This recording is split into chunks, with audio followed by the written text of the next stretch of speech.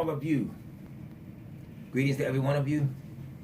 I just want to thank you all for having subscribed to this channel. We're in the process of building the channel for the News, Networks, and Analysis Project. And by being in the process of building this channel, we've taken our time. I haven't put up a lot of videos just yet because I'm trying to put some material and some research together. Got something real interesting coming on board for you all inside of the next month. I'll wait on my brother, Darren Muhammad. He's going to make a major announcement for the community first. And as I always do, I work with Brother Muhammad and I let him get the exclusives on specific things based upon the way here in Baltimore in particular he's fighting as far as state of the city is concerned to help the people come to understand where they are. And the state of the city and the News, Networks, and Analysis Project, the Baltimore Black Think Tank, as well as the House of Israel, have all worked together simultaneously. A lot of times when people really didn't even know it, but we've always networked together in ways where we brought some of the best information to the people so that we as a people at least have first-hand knowledge. Now, instruments like YouTube, Facebook, and all their little social media sites, they are determined they're going to censor everything that we all as a people put out. So we got to get used to the fact that we cut their mediums loose. There are things like Black Talk Radio networks and others that we got to start utilizing to make certain that we share our resources among each other. But I just want to give you all a quick update. I won't even be here a good 5 or 10 minutes before you, but just give you a good update on something. A lot of times our people are talking. You know, I've noticed a lot of our brothers, they were the Black Power babies. They was all this Afrocentricity and all this other stuff. But since Corona has hit, a lot of our speech patterns have just damn near dissipated to a point and degree where you can't find them now. It's almost like finding the Model T Ford.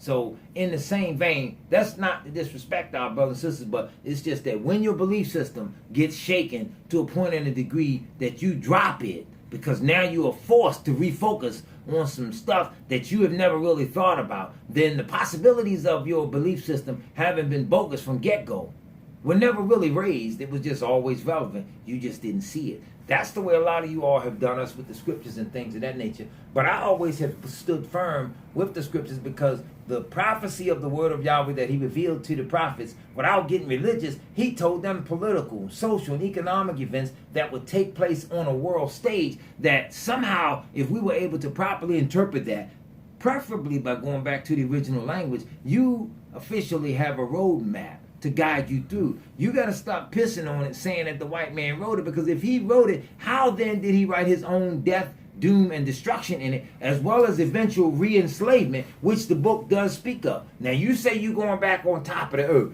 Then do you realize that if you're going back up on top of the earth, going to be kings and queens all over again? You're going to have to subject those that have subjected you, and you're going to have to slam dunk them and teach them that survive. Because this is a rough and tough battle coming. So we don't see it. One of the things that we have failed to do, and I'm going to just read some information that I've recently acquired.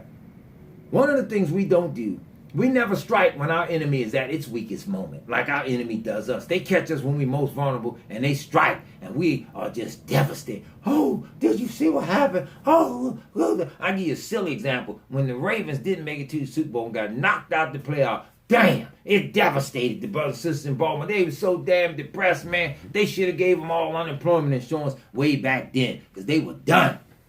So now, stuff is happening on a global scale. I just want to read something real brief to you all. I ain't even going to tell you where I got it from, because see, a lot of times, brothers and sisters, they'll steal my research. I had to block a brother on Facebook the other day, stealing my research. He's taking posts, sharing them on his page, but as he shares them on his page, he's undermining me or commenting in a way where he's destroying or spitting all over what I'm producing. I'm thinking, don't share it if you're going to fight against it. You know, brother, at least go check it out to see whether or not what I was saying was the truth. So now I'm playing this little game with the people real quick. I'm going to show you some stuff that you should have been looking at. And if by any chance it got past you, that ain't my problem. I'm putting this out for you based on the News, Networks, and Analysis Project. See what you go. Listen to this. As the British government comes under mounting criticism for its response to the coronavirus, one of which has left Britain ranking with Italy and Spain as the worst hit countries in Europe, Prime Minister Boris Johnson and his aides have defended themselves by saying that they're guided by the science. Now, I want you to hear this. They said, we're guided by the science. Based upon what we know and what they're telling us to tell you is what we're doing. Anyway, the trouble is nobody knows what the science is. Isn't that damn interesting? They giving you evidence. They telling you what to do this. Do this. Social distancing. Get yourself 6 feet apart. Hey, get up away from her. But don't nobody know whether or not 6 feet even work. Just using that as an example. The government's influential scientific advisory group for emergencies, known by the acronym of SAGE or SOG, however you want to say it. Scientific Advisory Group for Emergencies, operates as a virtual black box. Its list of members is secret, its membership is closed, its recommendations are all private, and the minutes of its deliberations are published much later, if at all. Yet officials invoke SAGE's name endlessly without ever explaining how it comes up with its advice, or even who these scientists are. So what they're fighting about is the lack of transparency. It's become a point of contention as the officials struggle to explain why they waited until late March to shift from laissez-faire approach to the virus to a stricter measures adopted by the European countries. So the critics are saying the delay may have worsened the death toll, which is now surging past 20,000. These are your top scientists advising the countries of the world how to fight it or how to do whatever it is. But now they are being accused by their own government administrators of perhaps giving misadvice intentionally. That's heavy, man. That's heavy drama. So now, with all the secrecy, even some of Britain's top scientists say they don't know whether they can trust the government's approach because the science that's being followed by the government on the coronavirus appears bogus. So damn, don't nobody really know how to do it. We've been saying here in Baltimore that regardless of what's going down and what people are saying, the majority of the people that are dying from this thing are dying once they get into them hospitals. Whatever it is that's going on, something murderous is taking place.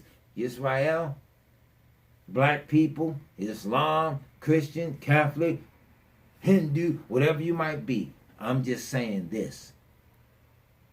Too much is written down in scriptures for you to keep ignoring it now. At least go look at the evidence of the book. Then trace the evidence of the book back. Look at the political and the social and the economic events that are taking place in the world and see if you can match it up. If you can't at least match it up, get with somebody that at least understands it enough to make it make sense to you. Some of biblical documentation are symbolisms and allegories, but they still need correct interpretation, not guesswork. These things have to be explained, and they can be explained by understanding the language or the idioms of the day. Meaning the code word, like the day our young brother say stuff to us like, what's cracking?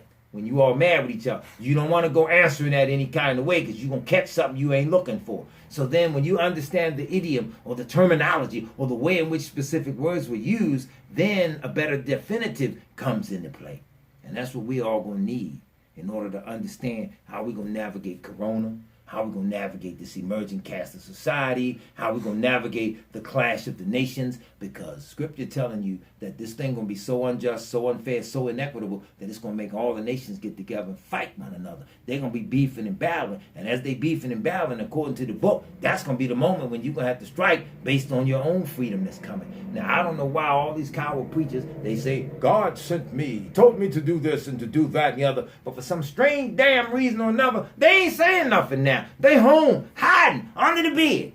I got so-called friends, they posting stuff and going at preachers and all this. Okay, fine. One brother, he posting all these posters about preachers dying from the coronavirus. Okay, they either didn't have enough faith or the Almighty really wasn't with them, or it was just circumstance that they were just one slated to die. The Almighty chooses the time we all die, no doubt about it. Even if the devil's killing, he allows us to be killed at that specific time for a specific reason. Later discussion, later date and time. But this same friend smoked all kinds of cigarettes. He wasn't posting no post on how the cigarette smokers were dying or more vulnerable from it. And that's all I was saying. Stop thinking you attacking people because of deeper spiritual beliefs. Spiritual beliefs, regardless of what you're dealing with, all at some point have a practical application where you got to lay that thing down on top of the political, on top of the social, on top of the financial, on top of the economic. It all has to come into play, and it has to mesh, and it has to mesh perfectly. Right now, tell the truth, black community, many of us don't know what to do. We're baffled, we're bewildered, we're saying it's a hoax, we're saying it's a fraud, it's a game, whatever it is that we're saying. Right now, let's just be real. We ain't got no whole lot of evidence to go up against it. Neither do we have a whole lot in our arsenal to repel it. So then we need to at least start getting ourselves together in a way in which we can at least call a men's meeting or women's meeting and plan and strategize. They say no more than 10 people get together. All right, then 10 of you get together. Work something out. With the 10 of you can cover it and pass it on to another 10 or another 20. You're going to have to start learning how to stick together. Stop fighting each other so much.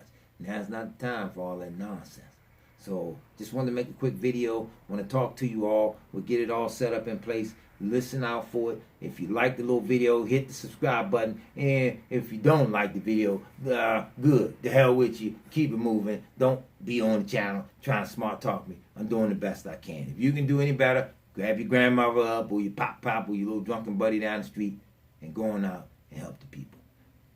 May the mercies of the Most High be with you all. Talk to you soon.